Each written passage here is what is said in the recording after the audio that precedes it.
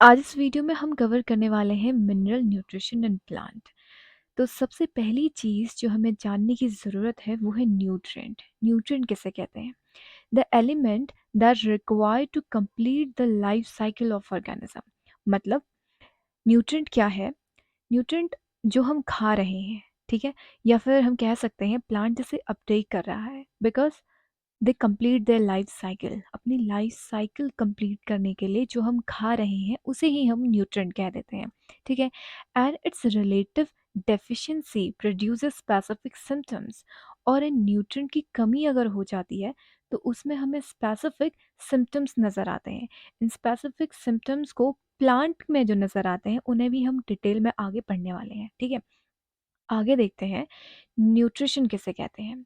Nutrition, green plant are autotrophic as they synthesise their organic food from inorganic substances. मतलब हम सभी जानते हैं कि सारे जो ग्रीन प्लांट होते हैं वो ऑटोट्रॉफिक होते हैं, अपना खाना खुद ही बना लेते हैं। As they synthesise their organic food, वो अपना खाना जो है इनऑर्गेनिक सब्सटेंस से ऑर्गेनिक फूड में कन्वर्ट कर देते हैं, ठीक है।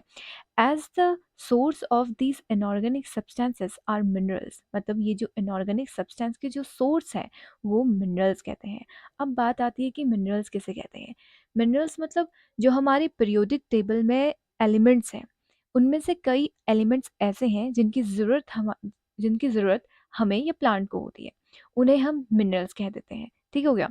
The elements are known as mineral elements. इन्हीं मिनरल्स को हम मिनरल एलिमेंट कह देते हैं, ठीक है।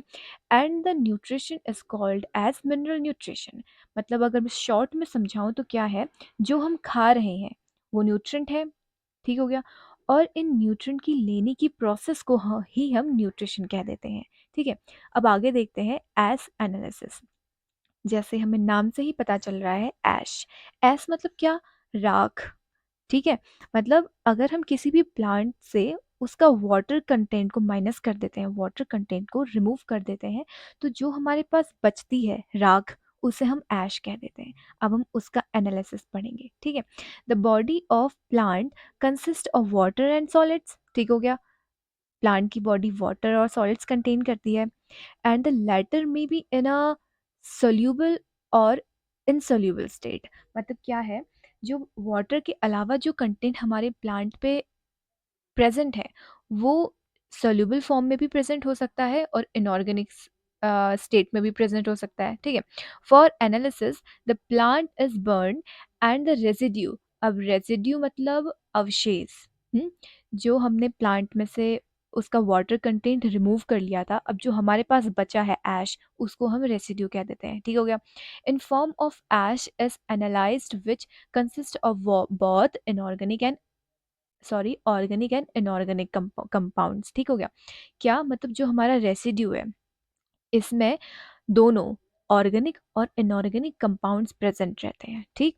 The organic compounds form nearly 90% of the weight. मतलब क्या कि ये जो ड्राई मैटर हमारे पास प्रेजेंट है, ये रेसिड्यू, इसमें से जो है 90% जो वेट है वो हमारा ऑर्गेनिक कंपाउंड कवर करने वाला है।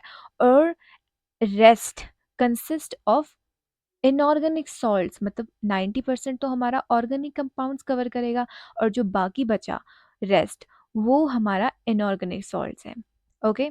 The plants ash generally consist of the following inorganic और ऑर्गेनिक। यहाँ पे ऑर्गेनिक एंड इनऑर्गेनिक कंपाउंड्स, ठीक है।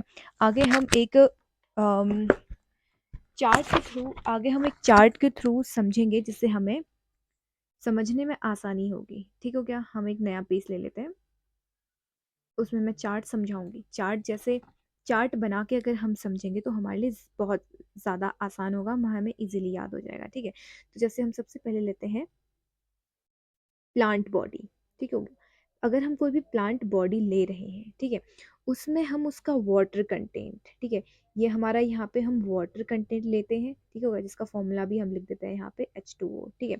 और ये हमारा ऐश है, ठीक है। वाटर कंटेंट रिमूव करने के बाद हमें ऐश जो मिल रहा है जो बाकी, उसे हम ऐश कह देते हैं, ठीक हो गया, ये ऐश है। अब ऐश जो है हमारा वो 5 to 90% है। इसका जो अमाउंट है वो 5 to 90% है। और जो वाटर है हमारा ये 10 to 95% प्रेजेंट होगा। ठीक है।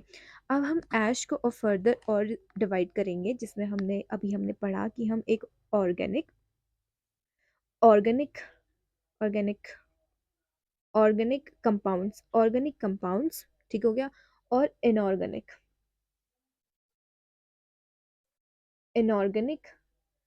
कंपाउंड्स में डिवाइड कर लेंगे। ठीक है, ये हमारा ऐश ऑर्गेनिक और इनऑर्गेनिक कंपाउंड्स में डिवाइड हो गया। अब हमने पढ़ा कि 90% जो वेट है वो हमारा ऑर्गेनिक कंपाउंड कवर करेगा, और जो बाकी रेस्ट 10% है वो हमारा इनऑर्गेनिक कंपाउंड हमारा कवर करेगा वेट। ठीक है, अब देखते हैं कि इस इनऑर्गेनिक जो कंपाउंड है इसमें क्या क्या मिलते हैं। इसमें हमारे मिलते हैं शुगर, सॉल्ट, स्टार्च, प्रोटीन्स। हम सभी यहाँ पे इसको लिख लेते हैं। ठीक है, जैसे हमारा शुगर, फैट्स, स्टार स्टार्च, और और प्रोटीन्स का हो गया, और cellulose, organic acids organic acids और पिगमेंट्स, एंजाइम, विटामिन्स, सभी को लिख लेते हैं हम लोग यहाँ पे। पिगमेंट्स पिगमेंट्स ठीक है, पिगमेंट्स हो गए, एंजाइम्स हो गए, विटामिन्स हो गए,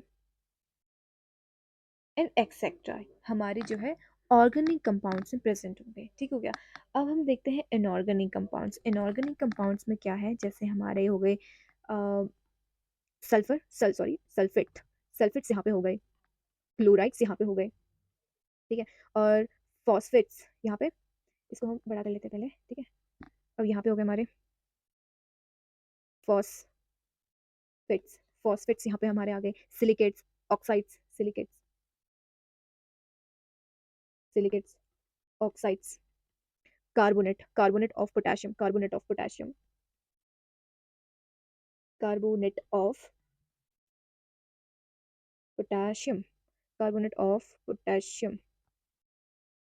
पोटाशियम और सोडियम, मैग्नीशियम,